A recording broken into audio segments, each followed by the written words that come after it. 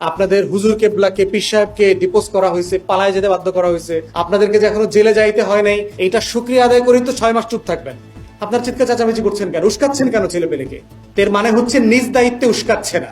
এইটা হচ্ছে যে আপনার একটা গল্প বলি, সেটা হচ্ছে যে হাতি আসতেছে জঙ্গলের ভিতরে, তো একটা ব্যাং আপনি জানেন যে ব্যাং হচ্ছে 2 পায়ের উপরে লম্বা হইতে পারে, আবার গুজু হয়ে বসে থাকতে পারে, যারা গ্রামে বড় হয়েছে। হাতি দেখতেছে যে ব্যাংটা 2 পায়ের উপরে উঁচা হয়ে হাতিরে বলতেছে, কিরে তুই আমার এদিকে আসতেছিস কেন? ওইদিকে এত পথ আছে দেখোস না? তো হাতিগুলা চিন্তা করতেছে যে ব্যাংটার সমস্যা কি, আর ওর সাহস আসে কোত্থেকে, এত চিৎকার চেঁচামেচি করে।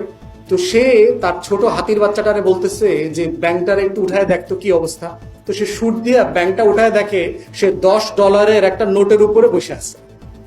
এই জন্য তার শরীর গরম হয়ে গেছে। তো জাতীয় পার্টি আওয়ামী লীগের যারা চিৎকার চেঁচামেচি করতেছে না, চট করে জলদি চলে আসার, এরা হলো বিলিয়নস অফ ডলারের উপরে বসে আছে, এতে শরীর গরম হয়ে আছে। আর দিল্লির উস্কানি তো আছেই। অতএব যাদের যখন চুপ থাকা দরকার আর কখন কথা বলা দরকার এতটুকু কমন সেন্স নাই, তাদের জন্য ডাইনোসরের ইতিহাস হচ্ছে একমাত্র ইতিহাস। অতএব আওয়ামী লীগ আর জাতীয় পার্টি হচ্ছে ডাইনোসরের মতো একটা বিলুপ্ত প্রায় প্রাণী।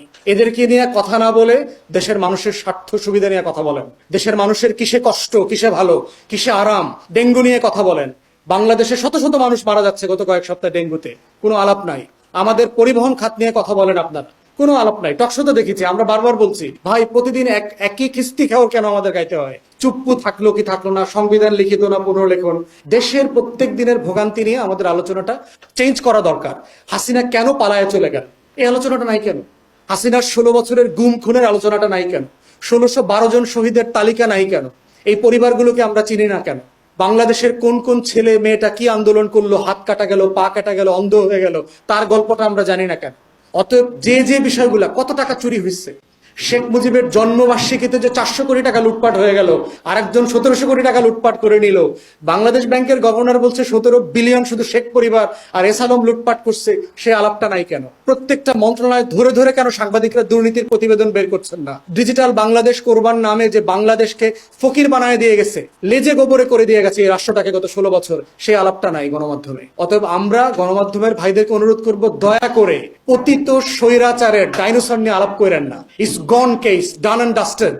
যারা ইতিহাসের রাস্তা করে চলে গেছে, এদের থেকে আমাদের শিক্ষা নেওয়ার বিষয় আছে। কিন্তু এদেরকে নিয়ে এত আলোচনা, এত এয়ার টাইম নষ্ট না করে দয়া করে জনগণের জন্য এয়ার টাইমটা দেন।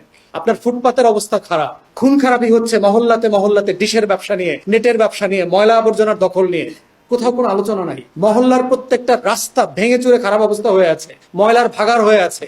ঢাকা শহরে কোনো খেলার মাঠ নাই, শহরগুলোতে প্লাস্টিক